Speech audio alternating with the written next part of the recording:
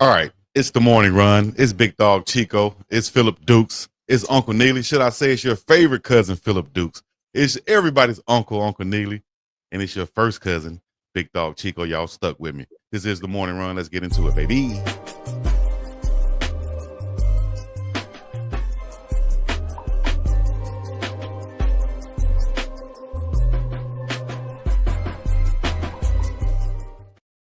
The latest and greatest in sports right here with the best takes and thoughts and advice and information and everything.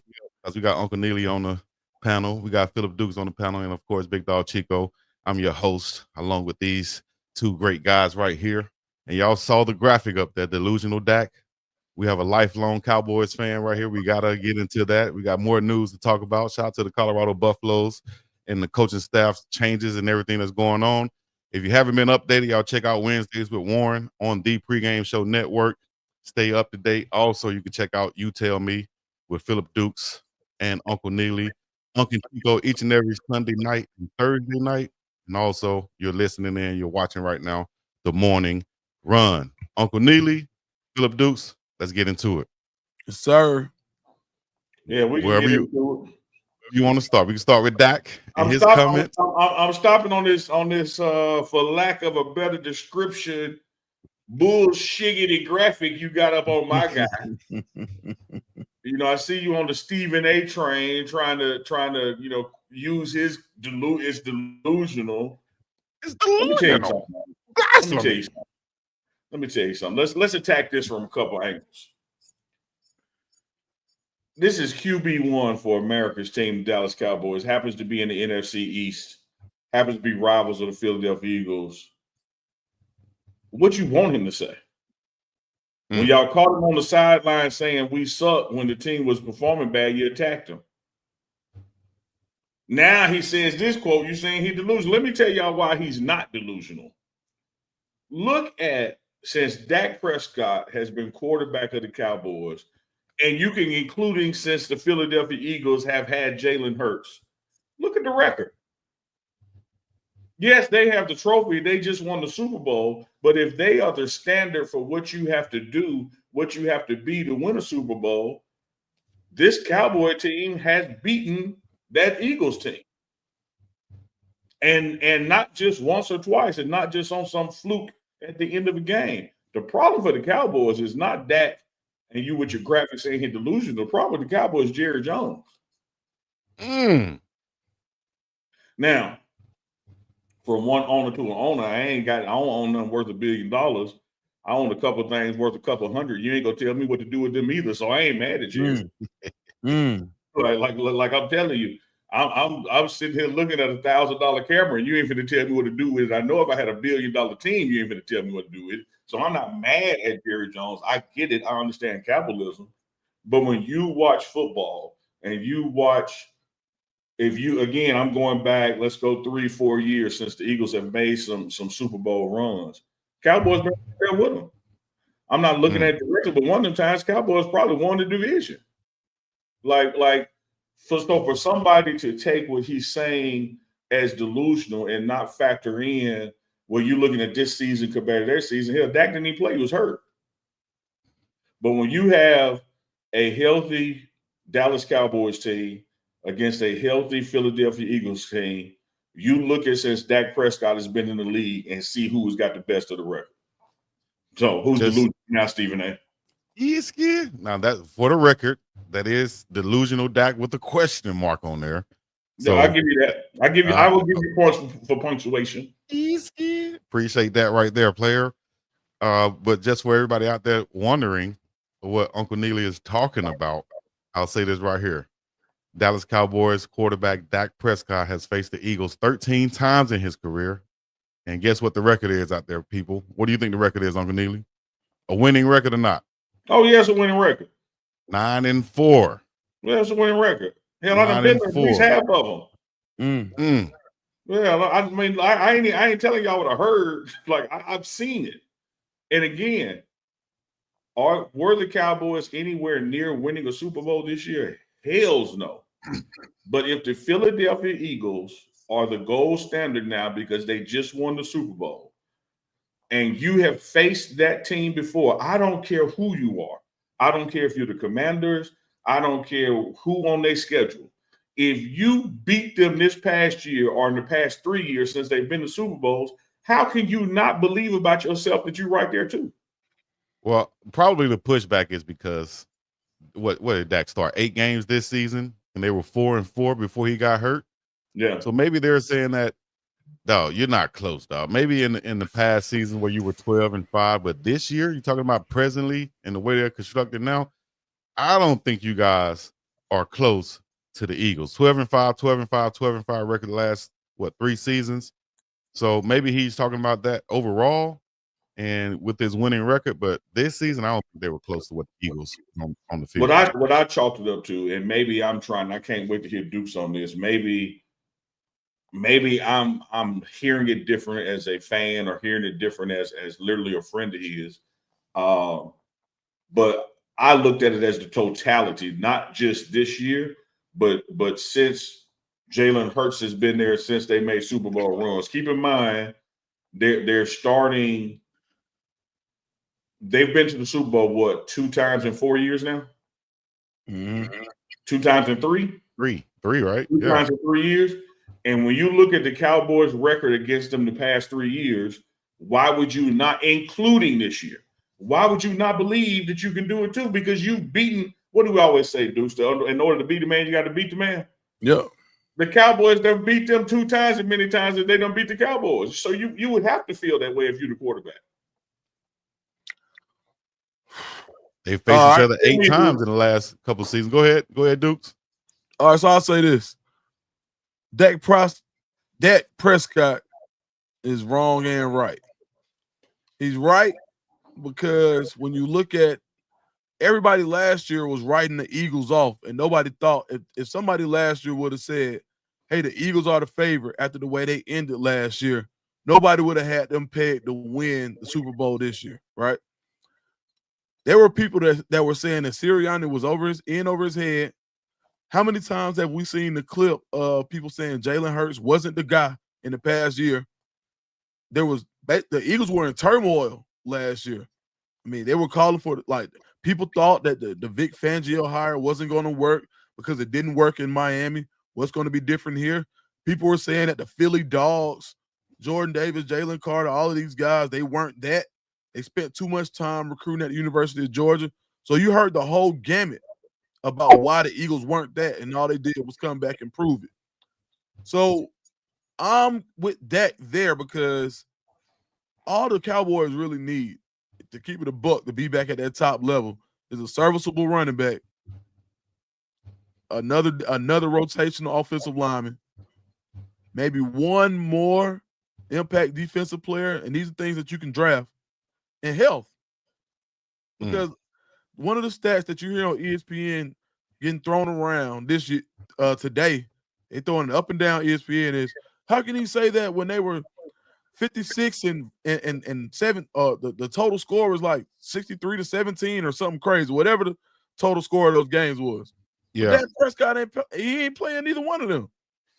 So exactly. So let me tell you, so that's where he was right. Let me tell you where he was wrong. That's locker room talk. You go tell that to Michael Parsons. You go tell that to the guys that you feel like you need to come back, who are there when you went 12-5 or 12 and whatever. Those are the guys you need to be telling that to, because all you did was open yourself up for scrutiny, because this year is the wrong year. Like, now, hey, it's one of them things where you shut up and work. Like, okay, cool. In my opinion, now you got some guys who like to put that spotlight on you, who like to put that target on your back so they can go and make their own bulletin board material. The Cowboys don't need no damn bulletin board material. Everybody hate them anyway. So it don't matter. Like, he could have just been like, oh, man, hey, man, good luck to them, man. We'll be back. Boom. But now he's basically the face of sports media today because, one, it ain't nothing else to talk about. And two, the Cowboys are evergreen material. As long as something going on with the Cowboys, people are going to talk about it. So I think that he could have picked his audience a little bit better. But if I'm on that team and he says that, I'm like, oh, you know what, you're right. Because when people think about how many times you played a team, right? and you might have lost by 2 touchdowns. And everybody else like, man, you got drilled. But really, in the fourth quarter, you knew that, man, if such and such picks up this block, then that the play was wide open. We scored that touchdown. Or, hey, if this man doesn't get beat on this play, then we save another touchdown. There are things that people know when they go to battle that the outside world doesn't. Mm-hmm. So sometimes you got to keep that motivation with those same people who know what it really took in battle. And that's why I'll leave that. Hey, excuse me. I'll say, like you said, Dak Prescott didn't play in those last 2 games, 2 matchups that they've had with the Eagles. And the Eagles dominated both matchups. I put it down at the bottom just a minute ago. The score you was talking about was 75-13. They've been outscored on. The November game this past year, Eagles won 34-6. The December game, Eagles won 41-7. But like you said, Dak was out of those games. Who was the starter? Cooper Rush? Cooper Yeah, Rush. and I ain't kept you down. I think Michael Parsons might have been out that last game too. He was, Not both of them. He was indeed. Dukes, if you don't mind, let me give you I don't want to call it a rebuttal or clarification of a statement I made because you made it a little more succinctly than I did, my brother. When I said Jerry Jones was the problem, let me tell you why I say Jerry Jones was the problem. Dak Prescott or anybody else you name on the team doesn't have the authority to get a running back during the free agency period. That's the president, general manager, and owner. All 3 of those positions are occupied by Jerry Jones. When you talked about shoring up potentially offensive linemen, that doesn't fall under the auspices of QB1. That falls under the player personnel, general manager, owner, president. That's Jerry Jones. So that's why I was dropping these things at his feet. But from a player perspective, and I feel you on that, you know, Dak was in a moment where he could have answered the question differently or said something else. But we also know that's not his style either. Like you ask him something, you're going to get an answer. Whether he was with Cowboys or in Stark Vegas with Mississippi State, because when he was there, that was the first year we went, you know, to having a number 1 team after a certain point in the season, and Mississippi State was the first one to do that under him. So he's always been that dude in his mind, on the field, in the community, you name it. So you ask him something, you're going to get an answer. But having said that, I'm just going to go back to where I started, guys. I understand where somebody will look at how this Cowboys season ended and how the Philadelphia Eagles season ended and the gap, the gulf between those two in the immediate sense will make you say, oh, Dak, you crazy. What you smoking? You on that good. But when you look at since the Eagles have had Jalen Hurts, coaching staff change, made these Super Bowl runs, and I'm even go the year before they went, where they were, you know, on the upswing. Cowboys has either been right there with them or ahead of them. And so what I'm also saying, and y'all hear me out, no matter what teams you're a fan of, y'all go back and look at the record. If your team has beat the Eagles in the past 4 years more than they have beat you, you should believe you're right there too. I don't know.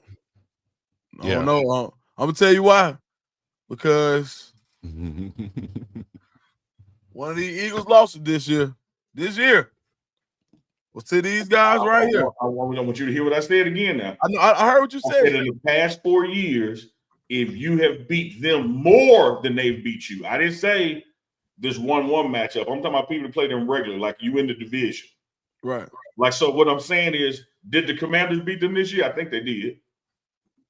They're right there. The Commanders should be like, shit, we right here. Right. And the same thing on the other side. Like Buffalo, Lamar Jackson and them. Why would they think they can't win a Super Bowl? Right. Because the person that got to the Super Bowl, the Kansas City Chiefs, hell, they played them better than like 1-score game. Yeah. You're right. So what looks delusional or sound delusional, and I'm with you, Deuce, because you attribute this locker room talk. Dog, you have to think that way. Yeah, you're right. And so that's why I don't say it's delusional. I mean, like, you got to. And the reason I was so adamant about that, because like the Falcons 1-1 like the last 4 years with the Eagles, right? Cool. Yeah. And a lot of people are saying, well, you know, the Falcons played the Chiefs real tight this year. We should have won that game. And we beat the Eagles.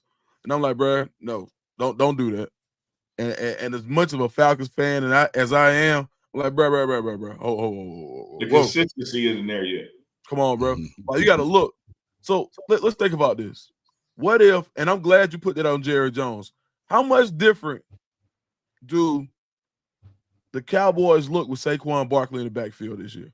Dog. The running back that Lamar picked up was available. Derrick He Henry. live in Dallas. That man, Jerry Jones, when they he damn near they asked him about Henry, he was like, "Nah, we good." Yes. Basically. Imagine the Cowboys this year, and if was a fifth, we'll all be wasted.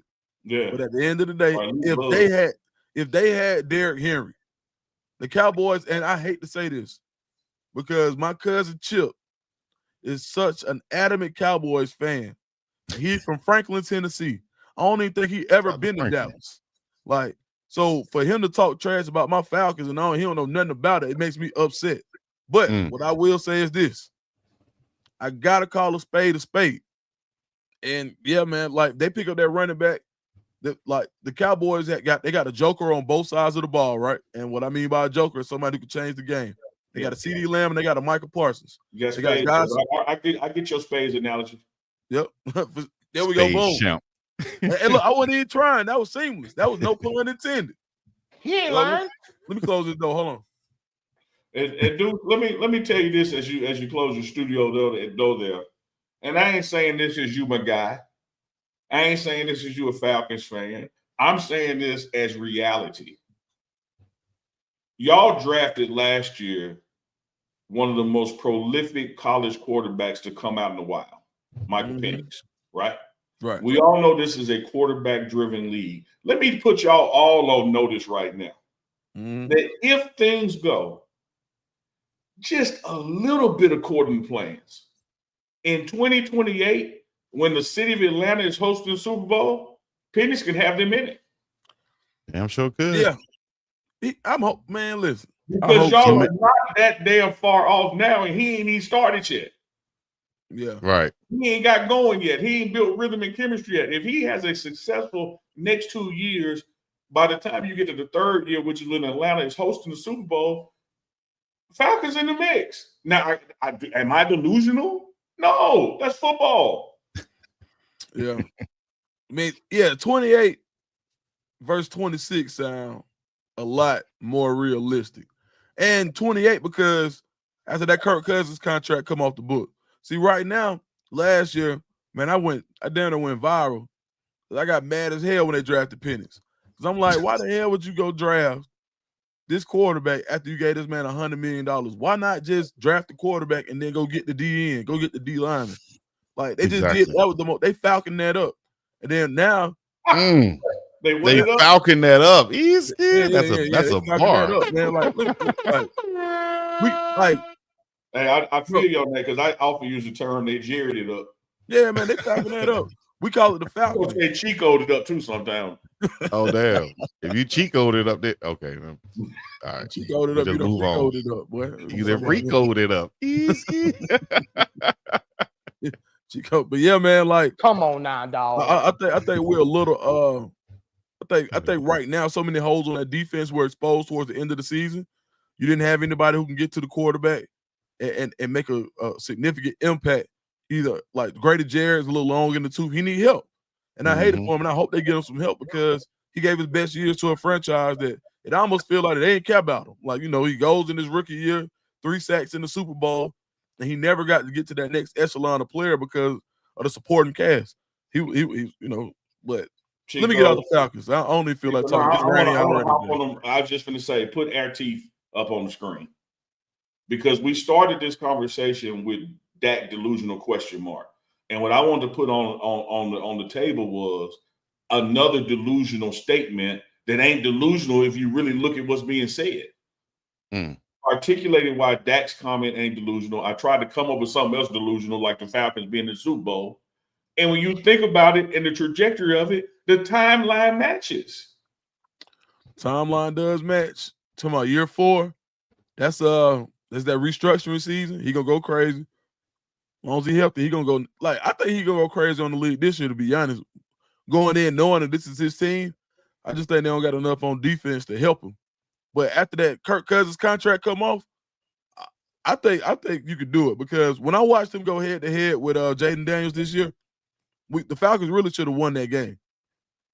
That was one, like, a Kyle Pitts drop away. I don't know if y'all remember Kyle Pitts dropped it, like Penix's first interception was he put it right in the bread basket, like Lamar Jackson did Mark Andrews in the playoff game. He dropped it. So I like Michael Penix, the do-rag dude. That's what they call him. They ain't nobody ever seen him without a do-rag in Atlanta yet. And he need to get a deal with Deion Sanders do-rags, don't he? Shoot. Man, might need to put it together. That's a marketing situation right there. Deion Sanders do-rags in Atlanta. Chico, so let me tell you this. I know we got to flip the script on the subject, but a lot of times the way questions are framed, the response becomes delusional until you have a excellent producer and guide rails like Chico, who shepherds the conversation where people get to explain why this ain't crazy or far-fetched. And we did it with Dak's statement. We did with the future of Penix. And I will tell you this, guys. When you look at the future of the NFC, till the Falcons host the Super Bowl, next 3-4 seasons. When you look at what the Eagles have done with their past 3 seasons, you look at the trajectory of the Commanders. If you look at the Cowboys adding a piece, Giants ain't nowhere near catching up. Any one of those 3 teams can be in the NFC Championship for the next 3 years, and then Atlanta is the heir apparent. Man, you better speak that, Uncle Neely. I'm with that. We're gonna clip this up. You cracking your head. Who else? Who else in the NFC? Look, I'm gonna tell you this about Detroit. Detroit finna go this way. Oh, you think so? What? Just like I know we're gonna get the basketball. Just like I told you about that AD Luka trade. Detroit did not maximize when they had lightning in the bottle, and as people start to fall off that roster from retirement, other coaches getting picked off to go to other organizations, it's not going to be the same team anymore. I can see that. I don't think they're in a Cinderella situation or a one and done type situation. I think they have a good coaching staff around them. The coach that they elevated in Aaron Glenn spot after he went on and took the Jets job, he's a great coach coming from the linebacker position. I don't know why his name is eluding me right now, but I think the Lions are set up, with a young team. Only issue is I think their quarterback, can Goff, continue to improve. Golf my age. I mean, other than Goff, that's what I'm saying. But I think everybody else is a young team. They got some pass rushers out there. They got some good offensive linemen. Got good receivers. That DC talking about Kevin Shepard. Kevin Shepard, former linebacker, LSU. ATL shouted. ATL. I'm gonna tell you like this. Watch this. Just watch. Just watch. Okay. Just watch. Well, we shall see then. Midway this fall, you be like, damn, you sure called it. Detroit ain't worth a damn. Well, what do you call for the Cowboys next season as we get up off of them? What do you think their record outlook going to be next season? Second place of the NFC. So we're gonna be behind number 1 and ahead of number 3, and 1 and 3 is either gonna be Commanders or Eagles. Because hear me well. Record wise and production wise, I'm not saying the Eagles cannot repeat. So don't put words in my mouth. I'm talking about numbers, record wise, production wise, stat wise. Watch the Eagles be less next year than they were this year. They got the Eagles. You bet on the Eagles to be less, and they have a young team, 14-3 last season. Commanders 12-5, Cowboys 7-10, that third slot in the NFC East. They're going to have a ways to go to get past the Eagles and the Commanders. Y'all don't listen to Neely, but y'all might listen to Sap. Look at the difference historically when teams win the Super Bowl and what they do their next year. Because see, now everybody a celebrity. Everybody got a podcast. Everybody doing interviews. Ain't nobody doing what the hell they were doing the previous year before they won it. Everybody busy now. Does that not apply to the Chiefs? That doesn't apply to the Chiefs? The impact. They've been there 3 years. And the numbers went down each year. See, Chico, you don't be listening to me. I didn't say that. Be listening. I'm I asking didn't the say question. the Eagles weren't going back. I didn't say that they weren't going to be dominant. I said they're going to go down. It should be less. Okay. The Chiefs went from blowing everybody the hell out to winning 14 games by one score less. Does that get blown out of the Super Bowl? Is that any credit to all of the football games that are now on film now for the other coaches to see how to beat them? It's a credit to everybody catching up, and it's a discredit to their erosion. It's both things. Yeah, I think that's going to naturally happen. If you're playing 17 why the hell did you argue games, with me when I said it? You just asked the question. I don't know about that. I don't. So y'all, I'm just going to sit here and agree with everything. No, I'm going to ask a question. Stand up for yourself, Chico. Damn right. I'm here, cuz. Man, look, Chico, let me tell you what I do if I was in Hawaii right now. I could throw shit up too. Let me tell you what I would do. I would get the clippers out. I would get the clippers out and put these nuts on your shoulder and give you Come on now, dog. Come on, man. That's the only way to calm you down.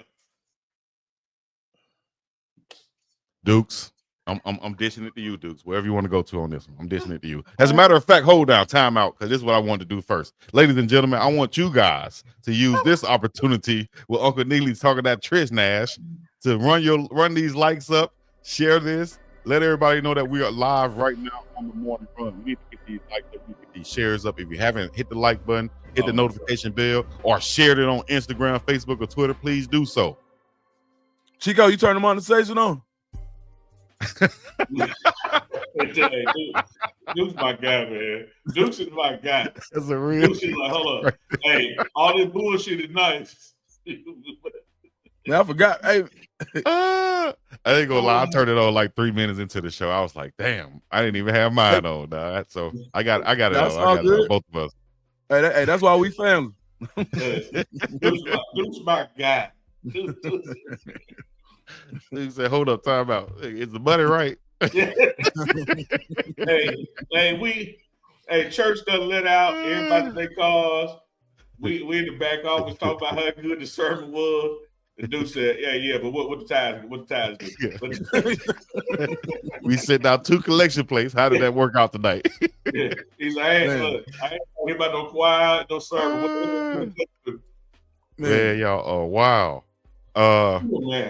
Real quick, give us a recap real quick of the Wednesday with Warren before we go on to any Colorado Buffaloes news, which we'll segue right into it because you guys covered some. Kind of give us a recap of Wednesdays with Warren. Yeah, man, it's a great conversation. Updating on what took place at the Super Bowl from his perspective. Not only the atmosphere down there, because as he said during the show, no disrespect to Atlanta, which is a coming up host. But it's just hard to be the Super Bowl in New Orleans. Everything is so compact and right there downtown and so walkable. And then it's just a party city, in and of itself from a crowd perspective, being able to handle it. Great food, great times. And then, like I pointed out with him, man, a lot of folks, kind of lost track of Warren Sapp after his playing career and not really appreciating how much an ambassador of the game he is for the NFLPA, for the Hall of Fame. And he said, man, probably since he retired, he's probably missed maybe 1 or 2 Super Bowls as far as attending them. Then we talk about the nuances of the game and what he called, what he said, just like we were saying, Deuce, had to happen. The only way Philadelphia win is they had to have dominant defensive line play, to which they did. And he really didn't give the Chiefs too much credit on stopping Saquon as much as he thought Saquon was trying to do too much and like cutting too much instead of just going, straight on. Then of course we got into his man D. Lou going back to Miami. Good friend of Coach Sapp. They were both drafted high, first round, I think 14 picks overall, 14th or 12th from the same school. And so he just wished him well. And we talked about the nuances of what I used to call LSD that would get you high. There was Lewis, Sapp, and Dancy. Now Lewis and Dancy are gone, and Sapp is still there. Hilo has moved up. and spoke with Coach Prime, and there's a name floating around. I think everybody is going to be excited about when it happens and when it happens. So I think this D-line room is in good hands because there's some things that Sapp can't wait to do. And as he said in Wednesdays with Warren, which y'all go check out, hey man, I'm just that thing on top. I'm the icing. I just make things better. He said, so it's gonna be somebody else in the room with me, and they gonna be the main core of the dish, but I'm gonna make it better by pouring that sap on top.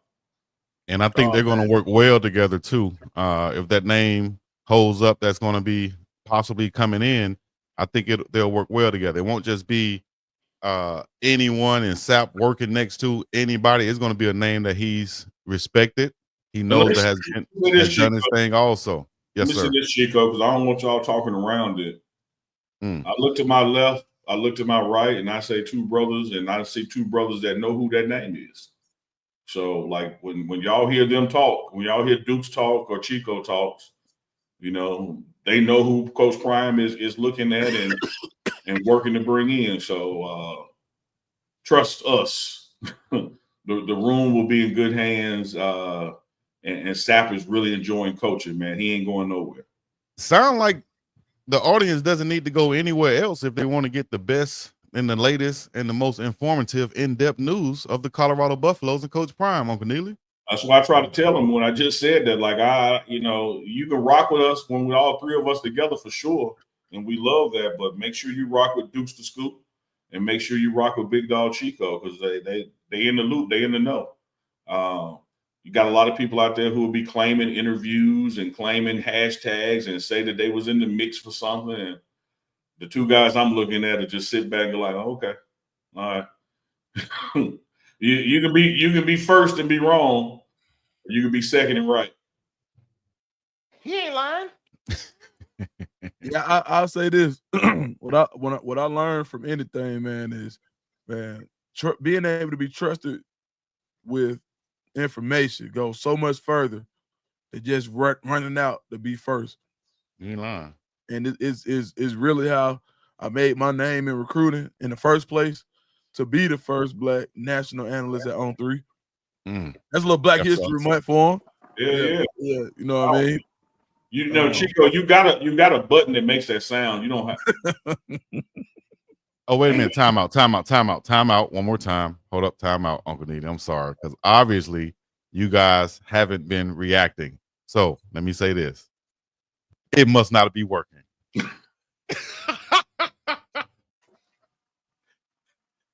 Sound like I need to get the clippers out on the soundboard there. Man. No. Man, that's crazy. See that I heard the booster earlier, so I assumed it was working. Come on, yeah, man. Okay, there you go. Yeah. So the applause not working. No, the applause. I ain't heard no applause. I heard it. Because Dukes, I didn't realize you were the first brother that On3 hired. That's excellent Black history, man. No, so like as far as in the national capacity, nobody really believed it. They were like, hey, everybody thought I was just going back to Auburn, and then nobody realized. Even some of the people that I was supposed to be working with didn't believe that I was going to be elevated that high. So even to a position where Coach Prime could see some of my work, and I took my chance when they when they gave me the microphone. I said, all right, now y'all, I can do what I want to do. Yeah, y'all giving a real one a mic now. Hey, buddy. You was like freaking Nelson and Boomerang. I got autonomy. Oh yeah. Man, just do the commercial, Nelson. Yeah, go ahead. Yeah. You can just see his mind just working. All right. It was funny too, because like the first time they put me on the spot, right? I was on Andy Staples' show. Andy Staples then was talking about Coach Prime and how many games they can win. And I was like, keep it a buck. The first time I was like, man, I can see them getting 7. Right? And they was like, how are they gonna get 7, Dukes? And so I was like, they're gonna get 7, man, at least 7. And they took me to task over it. And then I started looking at the comments and I started to see stuff, and I was like, bro, some of these folks don't even they really not looking at the roster. They just hating. Yeah. And then I really the next day I ain't tell nobody. I said, look, y'all. And if you go back and look at it, I said, y'all, I ain't tell nobody this. I ain't tell nobody I was doing this. So I'm letting y'all know this was not sanctioned. It's like the Montreal screw job and WWE. WWE, you feel me? Like, but I got to tell the truth today. And I went on and I started telling the truth, man. And that might have been well, I ain't gonna say the beginning of the end, but folks was like, "Hey man, I gotta watch him for." Dukes, did you send in your stuff for to make sure that it get edited? Like, but edited meant did we check stuff, right? Right. Yeah. But long story, long way of saying that. Even going into that role, I just feel like it's important for us to make sure and to be in this atmosphere where we can keep it as real as we are. I appreciate it, man. So shout out to the Clippers, man, because hey, it is what it is, man. Yeah, absolutely. I got that Clippers reference as well. Let me point this out, to the chat, folks watching live. First and foremost, I feel like pops on Friday.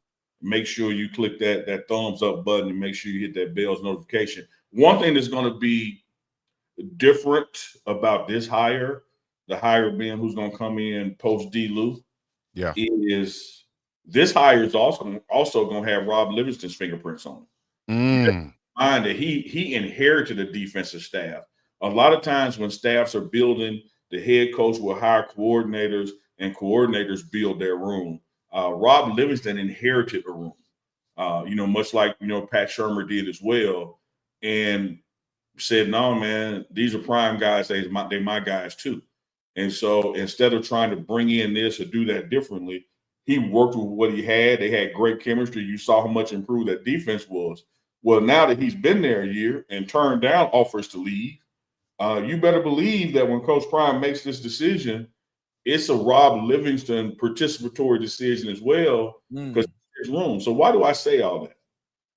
I say that to say, when you look at the people that are in Deion Sanders' phone, that are in Warren Sapp's phone, that are in Rob Livingston's phone, the last damn thing I'm worried about is who's going to be the D-line coach. Because between them three people, if y'all don't think they don't know somebody and get it narrowed down to the person that fits best, whether you recognize their name or not, whether you know their coaching tree or not, they know what they need internally because they know the players, they know the culture of the building, they know who fits.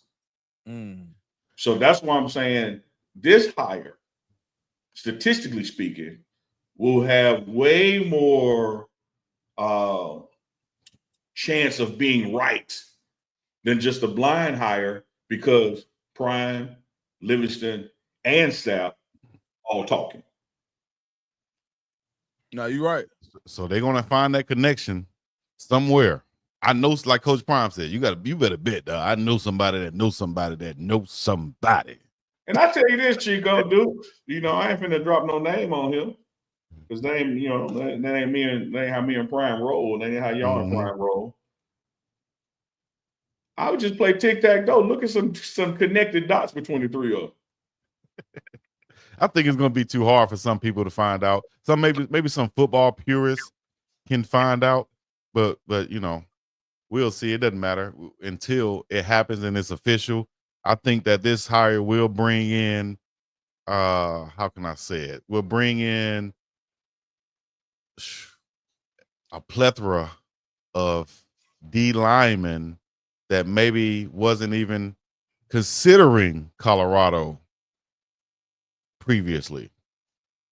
I agree with that. And I also think it changes some geography in recruiting too. There you go. Uncle Neely once again with the great wordplay for your boy. As he said, I don't read on a third grade level, so that's what he's here for, people. Dude, what you think? I never said grade. I said you don't read at or above grade level. Whatever grade level that is up to you. You said third, did you? I never said third. I said I just need you to read. Put the shovel down. Why did I pick the shovel up right there, Dukes? Go ahead, Dukes. Boom. That's why I like RT. Man. He said, Florida NFL Cowboys Gold Jackets. That's what they all got. Hold on, let me see what he said, RT. Man, I missed that one. And shout out to Mama Tia, man. She finna have a procedure, man. We praying for you, Mama Tia, for sure. Mama Tia, what type of procedure are you having? But she just hit us with the Hundun. I hate these red backgrounds. This is hard for me to read, but I will attempt this on my grade No, level I got of reading. Chico. Can you see it, Duke? I got you. I can't see these red backgrounds. Uncle Chico and D Scoops, Mama Tia is about to Holy Ghost chokehold somebody here at this Benz dealership. We're at the Benz dealership. Highway robbery. I will forever sow seeds with these phenomenal channel. You never know where your seed harvest. Amen. Amen. And great job, Chico, on the read. And thank you, Mama Tia. But Chico, in the future, as 33% of this operation, please let Dukes or I do the reader. You just stick to hitting the I would love for you guys to do the reading. Trying to put our best foot forward until I get my screen projected on my big screen and I can read it without squinting. Yes, you guys can do all the read. I'm just saying you ain't the best reader of the three of us. So. Hey, Duke. Hey, Unc said something the other night, Dukes. He was reading, and had it been me, he misread a word, right? I knew he knew the word, but he just misread it a little bit, right? Well, not a little bit, a lot of it. I didn't jump down Unc throat and say, "Hey, Unc, you missed that word. You said it wrong." I let it go.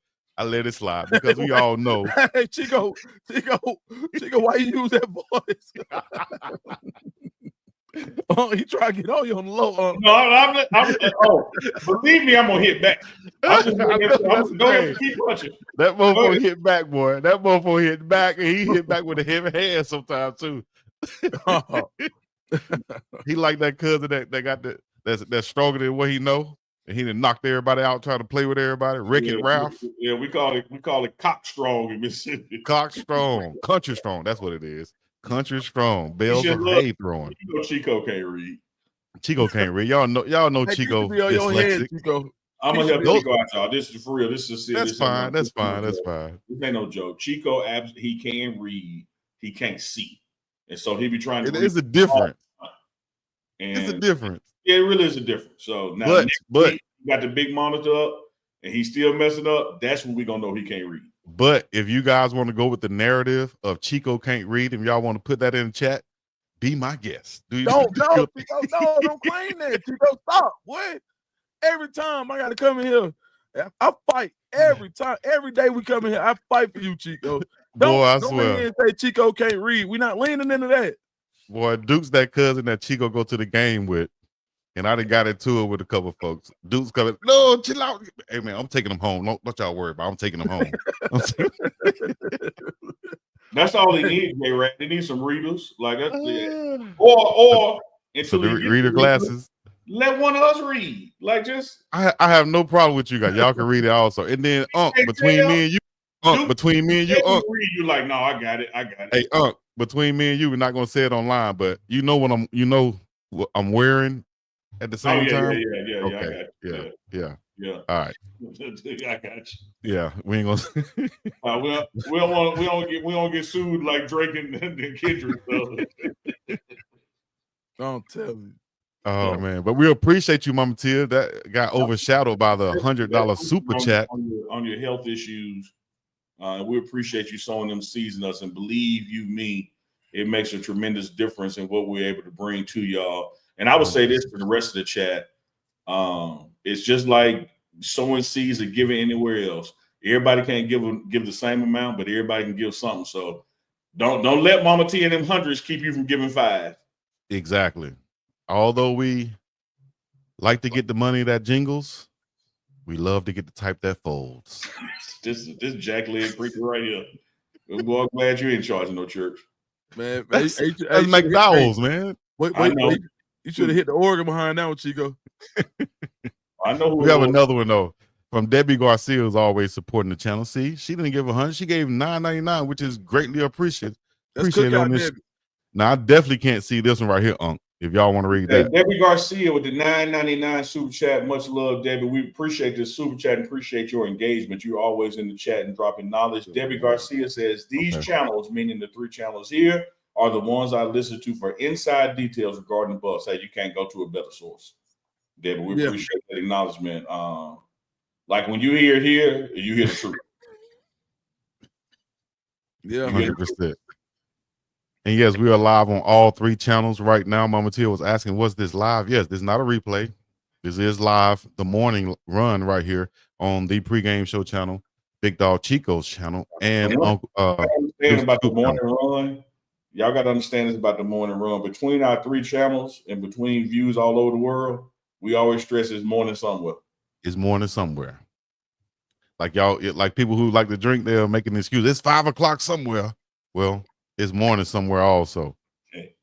Keisha loves. I'm going to give something when I get my income tax. What'd you say, Unc? I said Keisha Love just gave the blackest comment I've ever heard. That's what all the aunties say too. As soon as I get my money right. Hey, you know what was number 2? What's that? We're gonna get it when it go on sale. We're gonna get it when it go on sale. Yeah, we're gonna get it, baby. I remember right before Christmas, every year Christmas, my Christmas little mom be like, we ain't getting no clothes. They gonna be on sale right after Christmas. All right, bet. Go back to school. Mama was smart.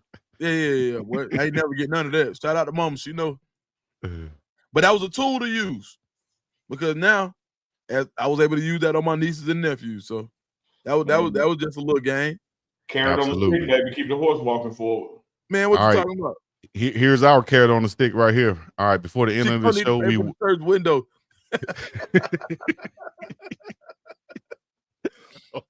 We definitely will. Maybe we'll have a Chico or a Dukes or Uncle Neely story at the end of this thing. But before that, let's get to. We just covered Colorado coaching news. Let's talk about this Laker Mavs trade once again. Now, AD has gone down in the first game, and he's going to be out for a couple weeks to 4 weeks or whatever. But now their other center, Daniel Gafford, is down and likely was down as the trade was made to bring in AD. So now, look at Unc with the I told you. Unc was the one who coined and called him Glass Man or Mr. Glass. Told you, dog. And now the guy's out. So what is the current state of this trade right here, and how you think it will continue to play out? Dukes. Unc was right. I said, hey, look, when we said it before in pre-show, I was like, we got to talk about this. Unc said, man, you know what? He said, Dukes, I might hit you. I said, man, Unc, you right. You deserve that because you called it. That's why I wasn't even tripping when you was talking about the Falcons. I said, man, look, I'm with you regardless, but I'm definitely with you when you're right. Uncle Neely was right. He called that. And I would have been willing to put money on that. I ain't gonna flip-flop like and be like, nah, I ain't say that. Yeah. Now I said you mean you ain't gonna flip-flop like Chico? Oh, you almost said it. Go ahead. Let it come out. Let it use flip-flopping it. Let the Lord use you. You almost said it. Here we go again. No, man, that wasn't me, man. That wasn't Here we go again. Man, but no, really, man, that was a great call, and you got this saying, and I don't know, and I said, matter of fact, last night on the show I dropped last night about D-Lou leaving, I literally went in there and I talked about it, and I said, saying that stays with me is the best indicator of future performance is what? Past performance. And more I see that, and for me to be a sports guy and I do all this different stuff in sports, I'm like, damn, sometimes you can just keep it simple. Look at what's happened in the past, and you can see what's going to happen in the future. And I think that's something that if I was a gambling man that gambled a little more than I do now, I would have been kicking myself if I would have took the odds on, what happens in the playoffs, because right now, look, the Lakers won that trade now and later. So shout out to Rob Pelinka, man. And interesting fact for those that don't remember, man, Rob Pelinka was a 2-guard at Michigan when the Fab Five got there. I think he may have been a junior when they got there. Absolutely. And once they got there, he was like, oh, damn, I'm not going to be playing too much. I'm going to sit back and watch this show. And look, and built them relationships and figured it out.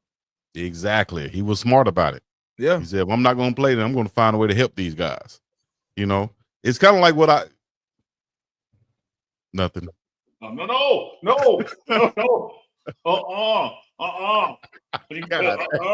It's kind of like what now? Nothing. I was just going to say that it was kind of like nothing to do with me at Jackson.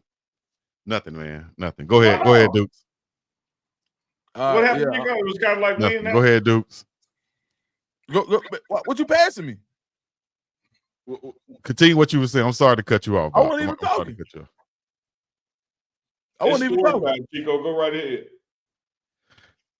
I was going to say it's kind of like you was talking about Rob Pelinka and the talent that came into Michigan while he was there. It was kind of like what I was saying about when Shador was at Jackson State and some of those offensive linemen that were hanging around him and stuff. I said, hey, some of y'all should be building a relationship with too, because hell, you could be a future bodyguard when you go to the league.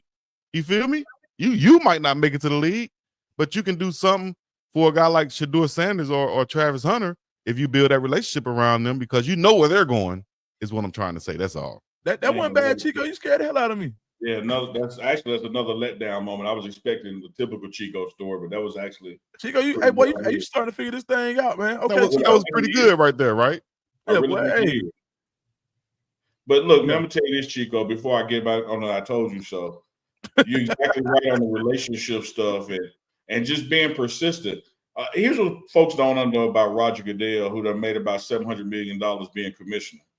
He started off as an intern in the NFL. How did he get the internship? That man wrote over 100 letters asking for one. And finally, one day, somebody opened another one of the letters, said, let me call this kid. Called him up and said, hey, been getting you letters. Would love to meet with you, man, enjoying your persistency. You can win the next time you're in New York. And Goodell said, oh, man, just so happened to be here now. And he wasn't. He was in Pennsylvania and drove through the night to go to that meeting, end up getting the internship. 30 years later, and he'll tell you it wasn't what I wrote in the letters, it's that I kept writing letters. Right. And you look at Rob Pelinka and what he's done since, being benched by the Fab Five and building basketball relationships, and now at the GM, he ain't no damn dummy. Now here comes I told you so, Chico. And it's really gonna be directed at you. Because you gave me you wasn't trying to co-host and be in no guardrails. You was a Lakers fan that sounded like a Mavericks fan that night. You told me up and down that the Dallas Mavericks are gonna win this trade here, today, next week, next month, and in the future. And I told you. Hold on, don't put words in my mouth now, dog. You lying like you telling the field now, as my mama would say. I'm just taking a play out your playbook when you be misquoting me. Chico, I tried to tell you this. Luka was going to play a game before the Lakers, games before AD got that same many game with the Dallas Mavericks. So that's how it's going to be the difference right now. Well, first of all, you made that up just now after seeing AD get hurt. Second of all, I never said that the Lakers lost this trade long term, because that would just be asinine. Okay, you did say that part. But I absolutely did say, because you remember you said you were gonna wait a month and look it up. I told you that it's gonna ring your bell now, not clippers on your shoulder, but just gonna ring your bell. I told you that by the All-Star break, that Luka would have more points for the Lakers than AD had for the Mavericks. I don't remember that part, but I will say this. This is what I stood on. I'm gonna go clip it and give it to you. Here's what I stood on. I'm sure you can clip it, but here's what I stood on. If the Mavericks can do what they made this trade for, which is to win a championship this year, next year, or in that third year, while AD, Kyrie, and everybody else is still in their quote-unquote prime, then that will be a success for them. That's what they're looking to accomplish, to win right now in this window with those veterans that they have, main one being Kyrie. They felt like the path to that was a quicker path, more sure path with AD and shipping Luka out. I'm saying this, okay?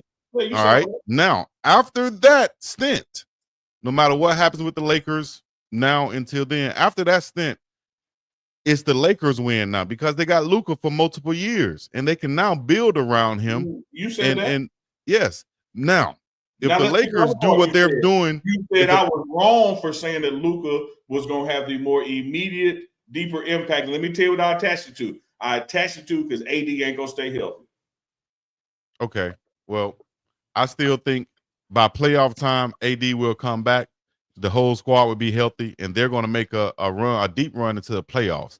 Now, me being a Laker fan, I would love for the Lakers to continue to improve. We just signed Alex Len, a 7-foot center, who can go along with Big Jackson Hayes, who's been just re-energized since Luka is there. That's 3 ball handlers they have now with Luka, LeBron, and Austin Reeves. Austin Reeves is channeling his inner Kobe Bryant out that thing, scoring points, 40 points over and 8 rebounds and such the last couple games or whatever he had. So he's balling out. They're coming to their own. I think the chemistry with those three and the rest of the guys doing the dirty work have set the Lakers up to be a scary team making the playoffs this season. Now, overall trade, like I said, yes, the Lakers will win this, but if Dallas can get a championship or two out of this, they have reached the goal that they wanted to reach by trading Luka to the Lakers. That's all I'm saying, Big Man, Dog. you just spent 5 minutes of real time saying Neely was right. I appreciate that. It was a long way of saying it. It was a long way of saying it. That's what you took from it. But the bottom line is what you just said. Is like, damn, Neely was right, and he was right before I was right because Dave didn't win nothing this year. Dukes, Chico, what you think, Dukes? Chico. Oh no, let me talk to Dukes. I got a chest pass to Dukes, man. Don't try to y'all look at my let camera. Me talk to Dukes. On that automatic set. Let me talk to Dukes. Dukes, because here's something that has happened as it relates to these injuries. We talked about all-star snubs and we couldn't believe Kyrie wasn't in. Now Kyrie is in. And now Trae Young is in too because of injuries. Mm-hmm. What do they, and I know that the all-star game ain't what it once was and ain't what it should be. I get that. But in your estimation, particularly when you start with Trae, but don't forget Kyrie, what do they need to do with this all-star opportunity to solidify and promote themselves and where they're headed or trying to do? I mean, in this new format, you got to cook. I think Kyrie don't really have a whole lot to prove. I think it's politics over it's really political with Kyrie.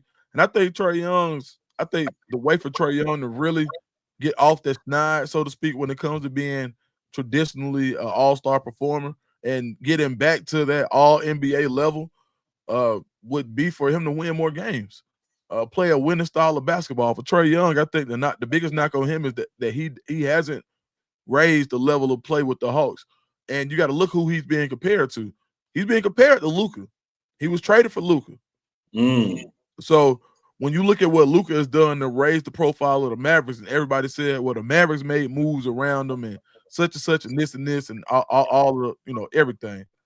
But on the flip side of that as well, Trae, it seems like eons ago from the time that the Hawks were in the Eastern Conference Championship a couple of years ago, after he went up there and went crazy in New York. Then they beat the Sixers. And then, John Collins dunks on Joel Embiid. And at that time, the Hawks looked like the next new team in the Eastern Conference. And from that moment, they have done nothing but spiral. And if it wasn't for the play-in, they wouldn't have been in the playoffs any of these years. So now, when it comes down to what Trae Young needs to do, I don't think he can prove it in the All-Star game. He's got to prove it over the rest of the season. He's got to raise the level of play and make the Hawks a contender where other people want to come play with him. Make the Hawks a destination. See, Luka right now, if Trae Young goes to the Lakers, nobody is having this debate. Matter of fact, Trae Young for Anthony Davis, a lot of people would say the Hawks won that trade. Yes. Right? So it wouldn't be this big old debate. So I think for Trae Young, and as a Hawks fan, I think for Trae Young, he has to raise the level of play of everyone around him, and he's going to have to work harder on it. And I will say this, he has worked harder on the defensive side of the ball. But for Kyrie, man, it's politics, man. When he came out there talking about the earth was flat and, the no vaccine, the quote-unquote anti-Semitism, all of that, that's what really kind of knocked him down to the next tier player, because when did his play really fall off on the court? It hadn't. It ain't. Nah, not Kyrie. Yeah, Kyrie if Kyrie is on the court, he is cooking. Uncle Drew never went nowhere. And he has the type of game where it's based more on skill and athleticism that he's going to be cooking folks into his 40s. Period. Mm-hmm. Just like an old man or Uncle Drew. Same way. Yep. You see him out there on the court still cooking a young guy. Look at Katino Mobley and what he did in the Big Three. Mm-hmm. Still out there cooking with the gray hair. Chico, let me ask you and Dukes this, but I hear from both of y'all, because I love y'all's knowledge on Trae. I'm looking at Larry Williams in the comments saying Trae is a coach killer. What y'all think about that? Not Honestly, I don't. I like Trey. Let me say that. I like Trey Young. I don't think the Hawks will be able to do enough, and I don't think they're going in the right direction to be building around Trey Young. I don't think they put the right pieces around him. I don't think they will before he is, playing himself just out like before Father Time catches up to him. I think the best move for Trey Young is to get traded out of there and go somewhere else. Although it's not going to be his team, he needs to go pair up with somebody. Like the best thing would have been for Trey was to be with a guy like LeBron. You know, no, the Lakers wouldn't have won that deal, on paper, but I think it would have been the best move for a guy like Trey. All the pieces they put around him in Atlanta, younger pieces, developing guys, big, taller, longer wings who are kind of like tweeners, 4s and 3s. Paul's Uncle Neely. I No, don't think that. I'm laughing at the chat, man. Kendall Jones said they killed his hairline. Like the Hawks killed his hairline. Oh, crazy, man. Come on, His y'all hairline was focus, killed at man. Oklahoma, man. Y'all focus, man. But I just don't think that Trey is in a good position to win. They would have to make some major moves for the Hawks to be even sniffing the playoffs in the next few years. That's what I think. I mean, the Hawks gonna go to the playoffs every year. Like with the play in, they go. They're gonna be in that top 10. Like every year they're gonna go this year. Like I'm not tripping on that. Well, I'm sorry. To actually win a playoff game, let me say that. They can go, but they're actually win a playoff series, should I say. Okay, win the series, it's gonna be tough, but this is what I'll say. With Trey Young, the style of basketball he plays, I don't know if you guys noticed, but over the last time, outside of Steph Curry, when's the last championship ball dominant guard you've seen under 6'4"? Like, another great point. When Detroit ran that 3-guard offense and they had 3 of them out at the same time.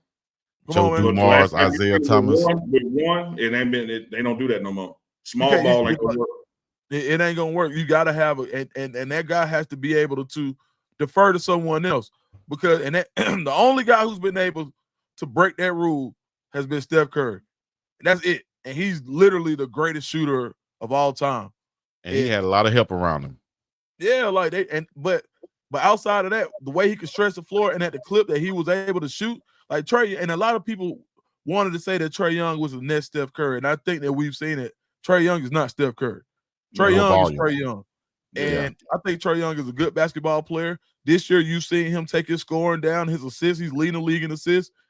But when he has to defer, it's too hard for him to get a bucket in playoff basketball when you absolutely have to have one.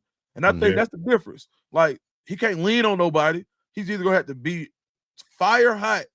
And I just can't bet the future of my franchise on logo threes. Like, exactly. And that's the best of the best with Trey Young. When he's pulling up from the logo, that's his best of the best. It's not consistently hitting it from the wing. It's pulling up from the logo, hitting shots that nobody, basically hitting half-court shots. You can't do that in the NBA. So I think they're another star away. Now, Jalen Johnson, I think, is good. He's developing. He's there. He would be a great 3 on the championship team. Like, look at how deep the Celtics went last year. Pause. They went 1, 2, 3, 4. Derek Williams, with his credit, like, he was the worst player. They had an Olympian as their 4th option. That's how deep that team had to go in order to be the best team in the league. The Hawks there's nobody on the Hawks starting lineup that you take from another team and say, oh yeah, we'll take him and start here. Exactly. Nobody. So whole bunch of C players. Yeah, they're a long ways away, man. Let me ask you this, Dukes. Yeah. If I said this player A is his 3-point percentage is 29.6%. Would you say player A is a good 3-point shooter or not? No. Based on the numbers. Now, I also know, but it's hard for me to really answer without knowing how many you took. Okay, let me say this. He averages 26.8 points a game. Is that a good score? Yeah. Whereas again, that's a good score. I don't know how many shots he took. Because if you're throwing up 50 shots a game and getting that, hell no, that ain't good. Exactly. It's called volume shooting. I think that's what Trey Young is, a volume shooter. He's averaging 26.8 points a game. leading the league in assists, averaging 11.4, but he's shooting 29.6% from 3-point range. What does that say to you? That's a good shooter having a bad year. A good shooter having a bad year. I think it's more towards what Neely's saying. I think that's a player taking a lot of shots to get to that 30 points a game, basically. Pull up. I don't think he ever been. This is his first year being under the 30% for Trey Ball. But let me say this too, Dukes and Chico. It also, and I think you alluded to this, Dukes. It also defines to me where the defense is picking that player up, that unnamed player up at. Like if by the time he gets to the 3-point line, he's actually being guarded, and the only space he has to shoot is between half court and the top of the key, I see why he's shooting at that volume from that space and having that lack of success, which actually is success because he's taking his open shots. And so you see a lot of these guys, man, where Steph Curry is a master of shooting from where the defense ain't even at on the floor yet. And he makes it. He's making his. And a lot of guys, Allen Iverson, small guard. Allen went to the basket, though. Yeah. He was mid-range and layups. Like he was going to the defense. Right. What would AI be if he just started pulling up between half court and the 3-point line? Now they got to defend him even further out. Exactly. Yeah. It's like, so to me, I had to look like deep in those numbers, but on the surface, I just seen the comment from T Voltage. It's like, man, you're doing too much if that's the guard. Hey, Chico, where you get that 29%? Where you get that number from? That man a career 35% 3-point shooter, bro. Yeah, that goes back to what you were saying, though. Maybe it's a bad year from him because 29% is this year. Previous years is 32, 36, 34, 38, 33 and a half. But this year. I year. don't think he's 29% this year. You don't think he's 29% this year? Over the last 8 games. See, that's he lost 29% of his follicles, no doubt about that. Because it's going. Let's go this year. Yeah, that's just man. Now, so I'm not gonna ever say Trae Young ain't a good shooter based on that. Like you said, it takes context. Now, the context of that stat is that's just his last 8 games. 8 games over the season. He's right on par with what you were saying, 33.6 for the season. So he's still at his average. Which is still below his career average. He 35, 36 for the career, which you could say for somebody who takes that many threes, they're a pretty decent shooter. That means if you shoot 10, that means 3.5 of them going in. Which basically, if you round it up to 4 out of 10, that ain't that bad. Mm-hmm. Now, the thing is, as long as you ain't just 10 in a row. You know. So you better believe if he ever go hit 3 now, which means is if he hit 3 in a row, he could just as easily go miss 7 in a row, and that will make his average. Streaky shooter. Yep. So you said something about Allen Iverson and the way they said, and the best team that Allen Iverson ever had, and the furthest they ever went was when they set up the team around him. They gave him shooting. They gave him a defense. They gave him a point guard, a 6'5" point guard who could defend the 2 on the other side of the ball, right? Mm-hmm. So he wouldn't be that. They brought the ball up for him. That created the avenues for Iverson to be the 2. You had a dominant big man center defensively in Dikembe Mutombo, and then you had different pieces around, like even Tyrone Hill. You had rebounders, guys who literally their game was to rebound. That was a team set up for a small ball dominant scoring guard. And and maybe if they didn't run up against that buzzsaw of a Lakers team that year, maybe they could have won it if it was in a different year. But that's just how hard it is to win and how much you have to do when you have and look, as a guy who identifies as a point guard, when I go to LA Fitness, I get it. but guess what? I had to realize, come off the rock and take care of the ball. Period. Yeah. Take care of the ball, come off the rock, and play defense on the other side. That's how you win. Straight up. I think Trae Young would benefit from not having to create so many shots, but somehow having those open shots. Like we saw Rui Hachimura have this past game with the Lakers, just wide open shots because of the other guys that are on the ball now. I think if he can have some chances where he is just spotting up, catch and shoot instead of everything off the dribble with somebody in his face and just trying to create, I think he'll benefit from that. And also those guys around him, those complementary pieces that just want to do the dirty work, rebound, set screens, will help him a lot. But also that second piece, that 1A scorer, will help him also to take some pressure off of Trae Young. So the way the Hawks currently constructed, they got 2, 3, and 4. Dyson Daniels at their 2, defensive stopper. He ain't doing a whole lot of scoring. 3 is Zachary Risache. He's the prototypical 3 and defensive guy. He'll never be that 30-point scorer. And then at the 4, you got Jalen Johnson, who's probably your most prolific scorer. That at his ceiling, you would want him to be a 2, and he's not even close to his ceiling yet, and he's injury prone. There's no avenue for the Hawks because that's your nucleus. And Trae Young, there's no avenue for the Hawks to provide that second level of score for Trae Young unless they either one upgrade from one of those positions, which they are pretty much tied to right now, or they go get a dominant 5. And that's like going to find a damn beachfront property in Kansas. It just ain't happening. It's hard to get those. No, definitely. I'm with you, man. I'm with you. I'm glad I asked that question because I knew you guys were knowledgeable on that. I think damned if you do, damned if you don't.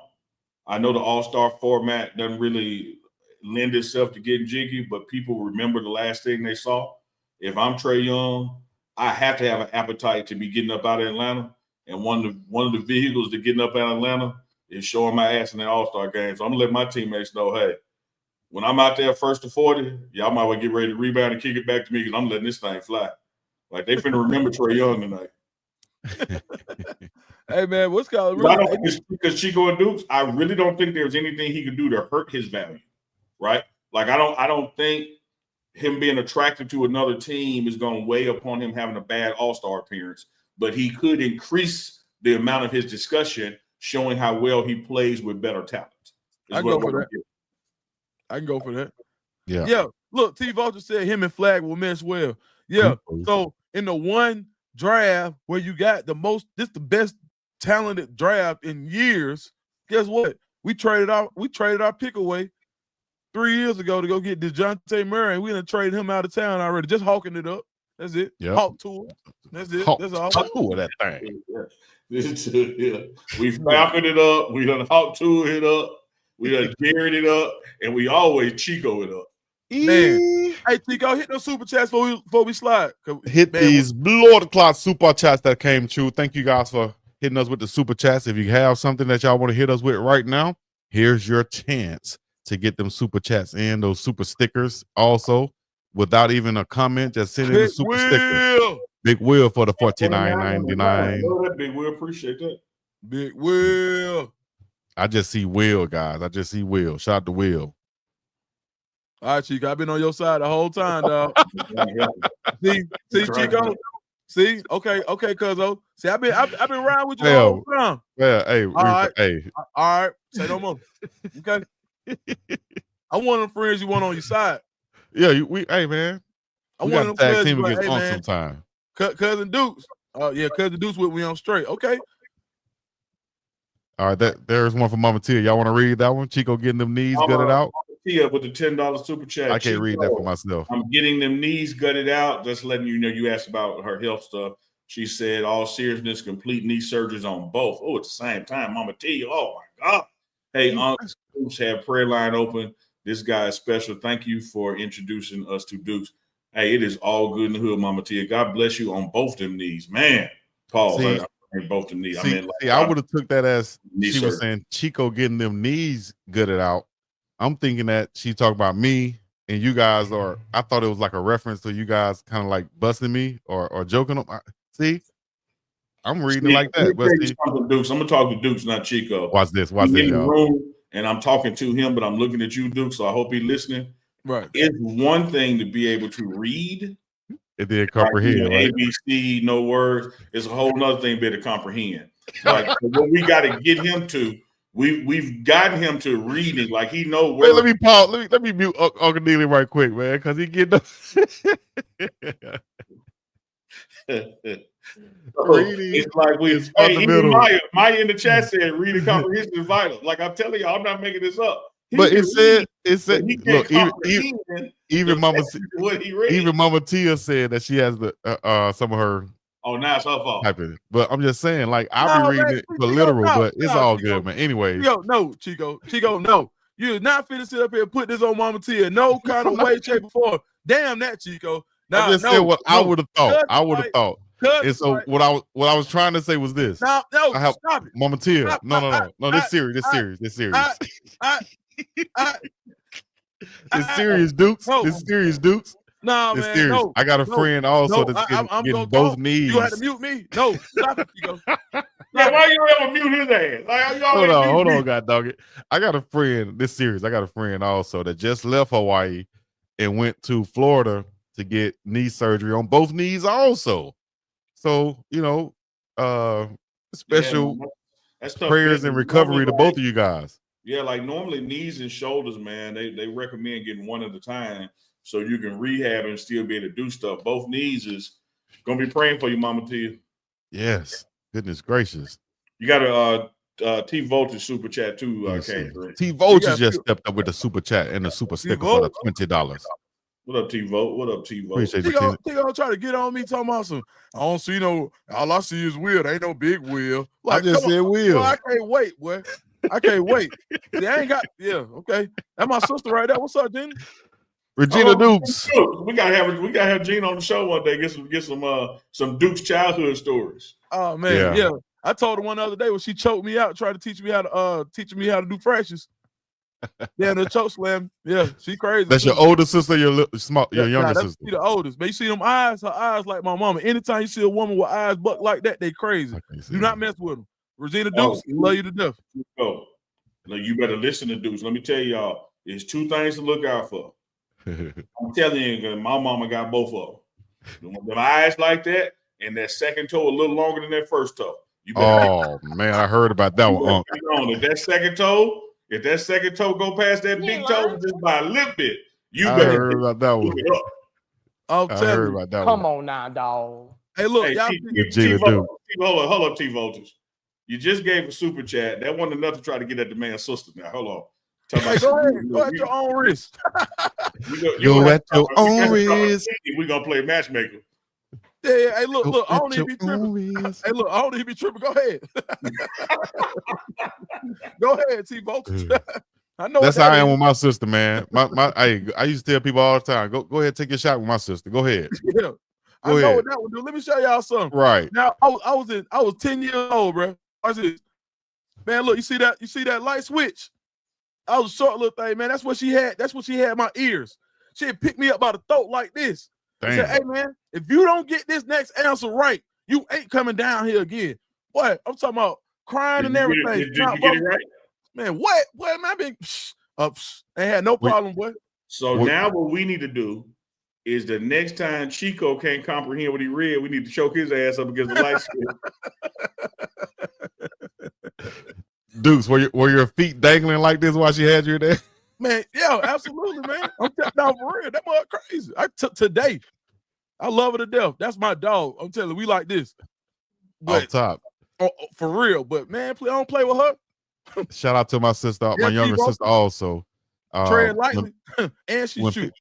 Exactly. When people used to try to holler at my sister, I say, go ahead, because I've never taken a left hook like I've taken from my sister before, dog. Right in the hallway. Lord, yeah. I didn't mess with her since then, and I didn't care who messed with her since then because I knew what time it was. She had a mean left hook. Man, shout out to y'all with sisters, man. I'm the youngest of 3 boys. I didn't have sisters, but I do have a gang of female first cousins. Ooh. They do my girl fight for me. I'm gonna put my girl cousin on you now. Like you trip, you want to. They come. Come. I call them Miss Bottle Action. They came out of Memphis. They know how to break a bottle on the sidewalk. They put it right up against your throat. Yeah, don't play. Unbelievable how what you just said brought up a story from 6th grade for me, but I would not share that story. Hell no.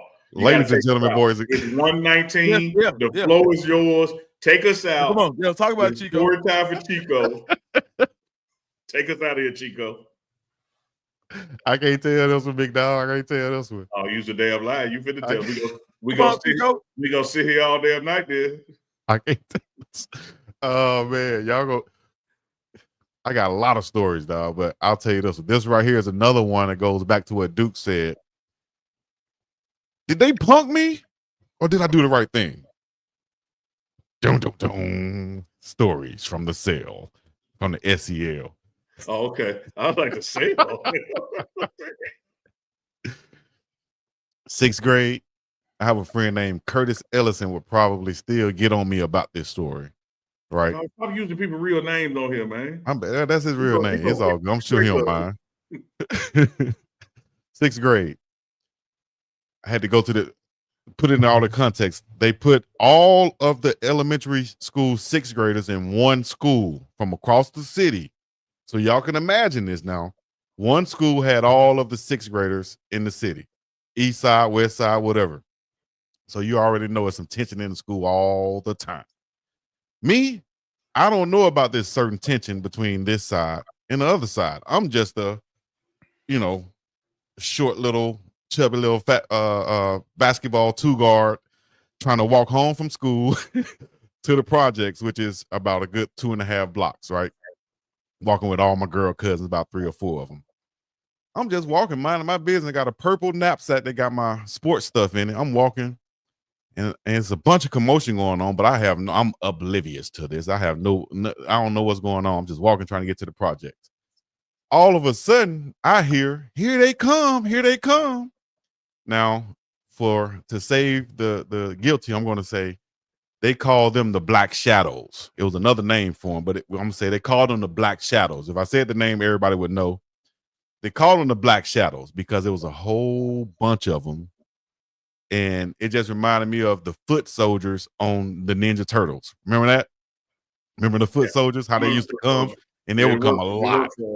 They work and they all look alike. Work for Shredder. They work for Shredder. They work for Shredder.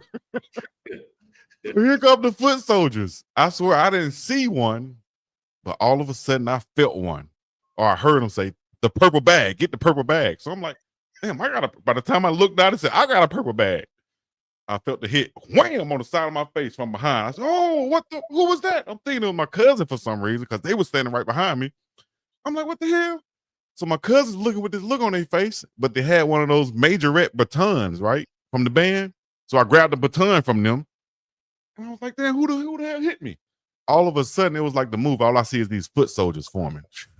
They coming out of nowhere. My girl cousins, instead of fighting with me, they said, run, Chico, run. Run, Chico, run. I got the baton in my hand, though, right? Like a damn drum major. Like a drum major, right? I should have did the J5 on them, but instead, I started swinging the baton, dodging. This one started dodging, but here come about 5, 6 more, 4 or 5. They looked like 100. What y'all think I did after that? I hauled ass to the projects. I said, y'all gonna catch me. You're gonna catch me in the projects on my ground. So I dipped out. All you saw were elbows and assholes. Dip out, get to the project. What now? You saw what? And elbows in the bottom of my feet. Oh, okay. So you said no, that's all you said. What'd you say the first time? That's what they used to say back in the day. All you see is elbows and assholes because I'm running. Why would you see one of them when you're running? That's all you say. I go to this first house. I get to what school? Like, why would you see one of those while you're running? Because that's all you can see from behind is my elbows running. Why would your pants be down? Anyways, pause. I'm running. I get to the first house of the projects. I knock on the door. Lady said, no. Lady said, no, baby, I can't let you in. I said, don't you see these motherfuckers running behind me? She said, no, baby, I can't let you in. Chico, when you got to the lady's house, did you pull your pants up? My pants are already up, Duke. My pants are already up, Dukes. You said it. So wait, as much as I'm with you, Dukes, on this asshole thing, when you made it to the projects, you didn't run to your apartment. You just knocked on the first door you got to.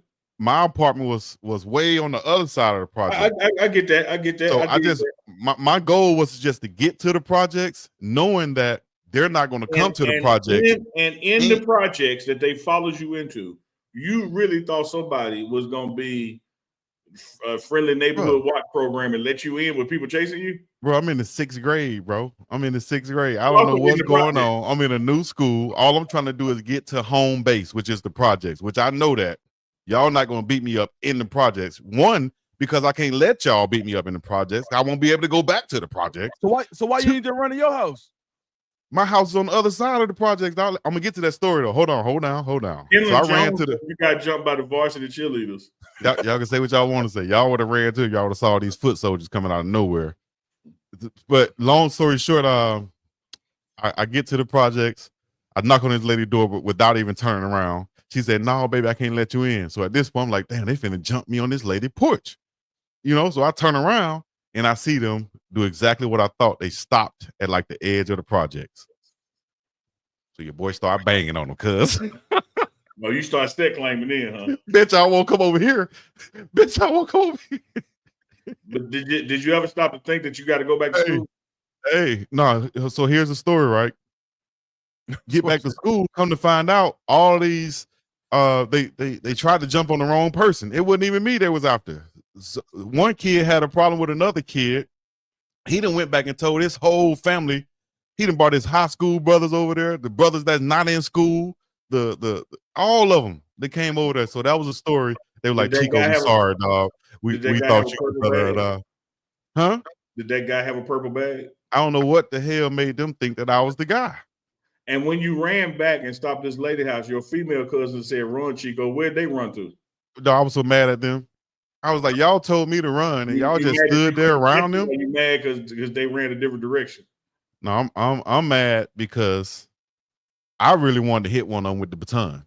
That's what I really wanted to do, honestly, to show them I wasn't playing. But once I saw about 15 of them, I dipped out. I don't care what y'all could judge me on that if y'all want to. I don't care. Let Chico cook. I appreciate it. That's the project's force shield. That they had a force shield around. They had a force field around the projects. And anybody know you're not gonna come in the projects and beat up nobody from the projects without getting your ass kicked. I'm sorry. That's how it was mine. So shout out to GWC Projects. I like Maya profile picture sitting there with a laptop blowing bubbles. I got this to say. We're coming up on 90 minutes of the morning run. It's been a great show with the pregame network, Deuce the Scoop, and biggDogg Chico. Always got any story time with biggDogg Chico. It's gonna come out natural. Appreciate everybody in the chat. But Chico, let me tell you this now. Chico got you. On the morning run that you're gonna get elbows and assholes in the same sentence. We ain't even let you forget that one. Over with. Because the chatter, that ain't no truth. See how y'all trying to say I blame Mama Tia. I didn't blame Mama Tia. I was just saying what she said was the way that she typed. It might be. And so what I said was I was reading it like this. No, you did blame her. Come on, bro. Man. Come on, you know what I'm saying? No, Chico, so who do y'all blame? The foot soldiers, me, or my cousins? Bro, hey, I missed this part. Tell me about the major rep baton again. The major rep baton, my cousins was holding one of those. Why it was there. Oh, okay. My girl cousins who, they practice with the stuff, they were holding one. If anybody remember, those things were the metal things with the grips on the end. Yeah, no, my sister was a major rep. Okay, so you know exactly what I'm talking about then. Those batons. Yeah, so I grabbed that bit. Man, give me the baton, man. I'm finna baseball one of these heads. But hey, this is your fault. Do that Jackson State move again. With that lean back. Nah, do the first one. Yeah, I caught that too. Or Deuce. Shout out to Shiloh Sanders in the J5, dog. The worst shit ever. Being a major rep or being a what you call them, the head drum major was something that would never be in my future or my past. Well, crazy. Yes, indeed. But we appreciate everybody joining us, man. For Uncle Neely and the J Hat, shout out to the J Hat for making an iconic emergence back when Coach Prime was the coach. It was a J Hat Twitter and everything, wasn't it, Uncle Neely? Oh, it sure was an account. Yeah, the hat. Yeah. When you see the hat, yeah, it sure was. I forgot. That's a good memory, Chico. And somebody's asking, remember what you just read as far as comprehension goes. I just read somebody asked you, where'd you get that shirt from, or did you make it? Oh no, this from Travis' website. So I got this. Just Google Travis Hunter merchandise and go to the official site though. Don't bootleg that man. off the top. Try to make their own Travis shirts. Yeah. Spelling Travis wrong and stuff. Yeah, Travis Hinter. Don't get no Travis Hinter shirt. Witty Hood. Yeah, Witty Hood. World Tour. Keisha, love, you have a great day too. Appreciate you always checking in. J Rad, Yvette Porter, Big Papa Funk. Man, we got a lot of regulars in the house. Of course, Mama Tia, man, much love. Peter Supernatural, Renee Rainey. I think I had a text from you, Renee, but I couldn't get to it. I'm gonna get to it in the show in. Oh, no. We appreciate y'all in the love, man. Oh, and Ed Rob with the O down. Put an 09 in the chat before we get up out of here. Philip Dukes, let them know where they can find you at and continue to subscribe to your channel.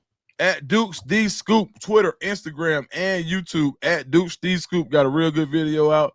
I put out on Colorado. Make sure you hit the notification button for sure. Already.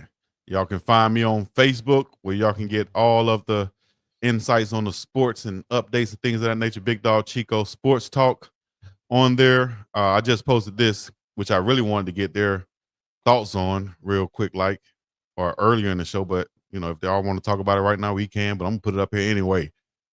The Chiefs, next season, their salary cap, 63% of their cap space is just on 5 players. Mahomes, Jones, Taylor, Thuney. I think he was the guy who got beat at the left tackle spot, and Kelsey. What can the Chiefs do to improve next season?